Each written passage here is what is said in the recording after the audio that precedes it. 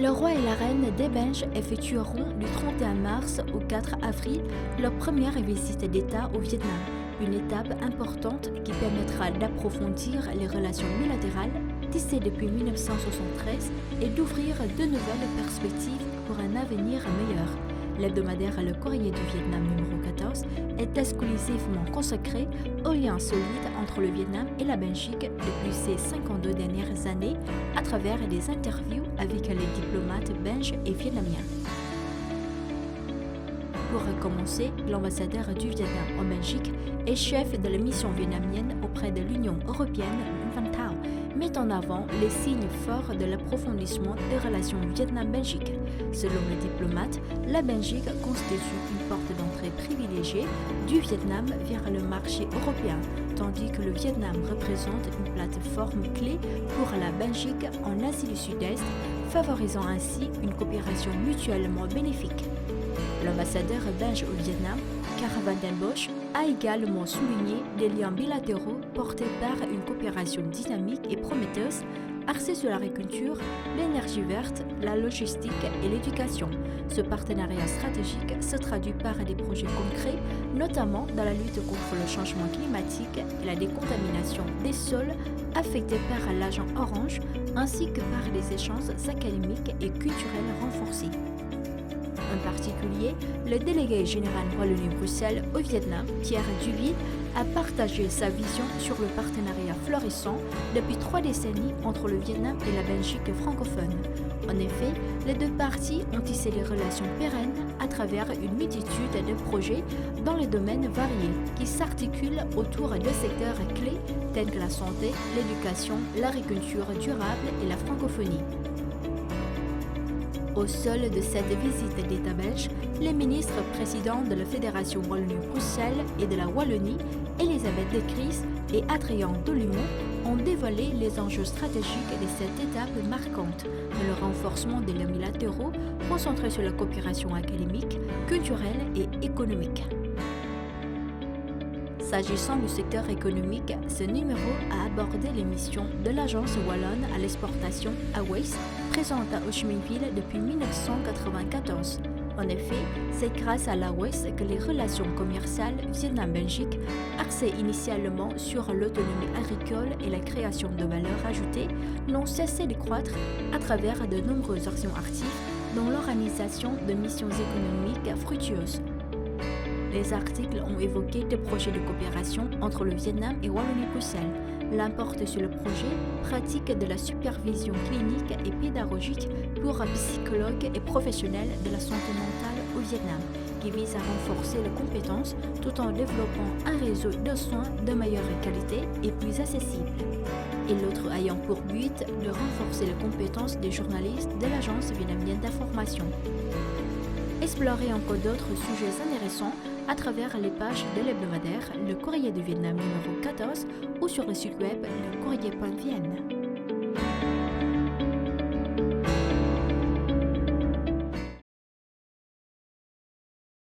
Les 15 et 16 mars, le Festival des fleurs de pêcher 2025 sur le thème L'éclat des fleurs de pêcher, le printemps aux frontières s'est déroulé dans la commune de Cam Ape, province de Hà Giang. L'événement a célébré la beauté éclatante des fleurs de pêcher de Hà Giang tout en mettant en valeur la culture, le tourisme et la vie des habitants des ethnies vivant aux frontières du pays. Il a attiré des milliers de personnes, habitants et touristes, venus partager cette expérience unique.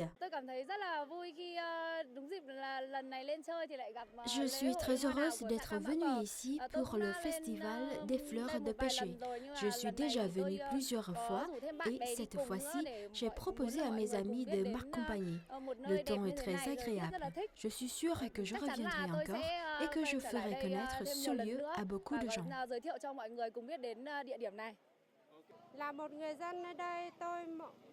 J'aimerais que les habitants locaux plantent davantage de pêchers afin d'attirer encore plus de touristes.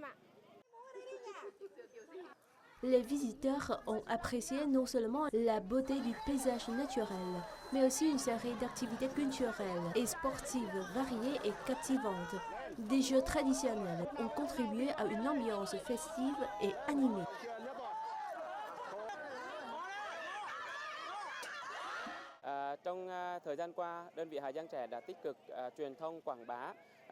Ces derniers temps, nous œuvrons pour promouvoir Kamape sur des plateformes numériques. Par ailleurs, nous collaborons avec les autorités locales afin de faire de cet endroit une destination touristique durable et pérenne. Actuellement, les autorités locales soutiennent la formation des habitants au développement du tourisme et facilitent la mise en relation avec les entreprises touristiques. L'objectif est de faire de Kamape un site de premier plan à Hazard tout en améliorant le niveau de vie des habitants et en préservant l'identité culturelle. Cette semaine de culture francophone du 24 au 31 mars à l'Université de Hanoï, la semaine de culture francophone s'organise avec pour point d'orgue une journée festive et gourmande le 26 mars. Lors de la journée festive et gourmande s'est déroulée la finale du concours d'orateurs Destination francophone, découverte et inspiration. Lancé le 1er mars, ce concours consistait en une présentation par des apprenants de français d'une destination francophone de leur choix, mettant en avant son patrimoine, sa culture, ses traditions et son influence dans le monde. Au total, plus de 60 candidats de 14 écoles s'y ont inscrit. Le jury a choisi les 5 meilleurs pour la finale du 26 mars dans l'amphithéâtre de l'Université de Hanoï. Résultats en premier prix, en deuxième, en troisième et de encouragement ont été décernés. Lancé le 11 mars sur la fanpage Hanou Francophile, le concours de doublage de films La Voix d'Art propose aux apprenants de français de doubler des films francophones, développant leur créativité et renforçant leur niveau de français à l'oral et à l'écrit. Le comité d'organisation a reçu 80 œuvres audiovisuelles de 144 candidats et a décerné en premier prix de deuxième, troisième et en du public. La foire gourmande à faire part de la journée festive et gourmande. Ici, les visiteurs ont pu admirer et déguster des plats traditionnels des pays francophones préparés par les étudiants du département de français de l'Université de Hanoï. La semaine de culture francophone offre une immersion unique dans la francophonie, permettant aux participants d'améliorer le français de manière ludique et vivante. Les activités proposées favorisent l'enrichissement du vocabulaire et l'acquisition de compétences comme la créativité, la communication et l'esprit d'équipe, des atouts pour les études et la vie professionnelle. Elle contribue à valoriser les activités des institutions francophones au Vietnam et à promouvoir la langue française et la culture francophone dans un contexte universitaire dynamique.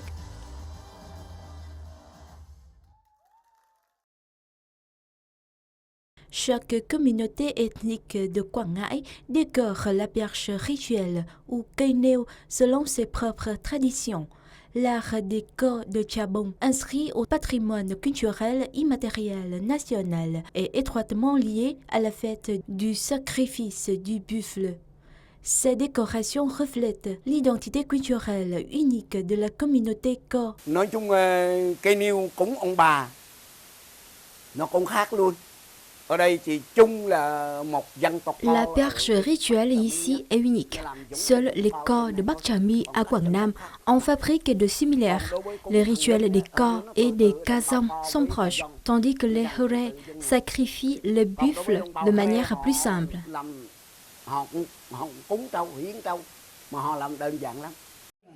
Les cây nêu mesurent entre 5 et 15 mètres et se composent de 3 parties. La base, le tronc et la cime. Ils sont ornés de motifs rouges, noirs et blancs. Leur fabrication requiert la participation de nombreuses personnes.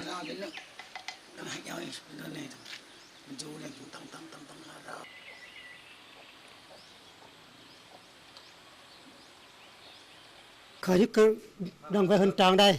Thứ nhất là khởi nhất mình phải vẽ mình phải chọn cây nêu bền thẳng. La principale difficulté de la fabrication de la perche est de choisir un arbre droit et lisse, de hauteur et de diamètre appropriés. Ensuite, il faut s'assurer que les cercles soient réguliers et que la peinture soit uniforme. Ceux qui savent dessiner s'en chargent, tandis que les autres accomplissent diverses tâches, tous unis pour assurer le succès de la cérémonie.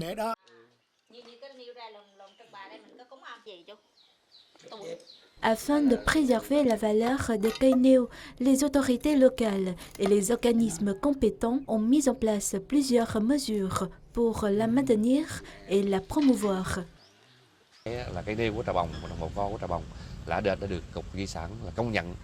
La perche rituelle des corps à Chabong a été reconnue comme patrimoine culturel immatériel. Chaque localité organise donc des expositions et des concours afin de promouvoir et préserver cette identité culturelle.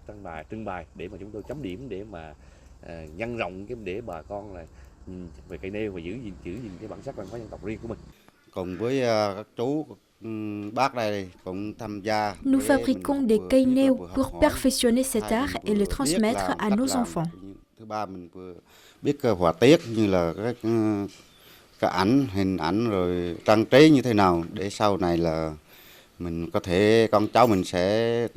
Les kaineo est considéré comme un lien spirituel entre les corps et la divinité.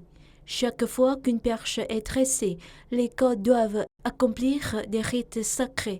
Cet aspect culturel unique des corps à Chabong est devenu une fierté pour chacun.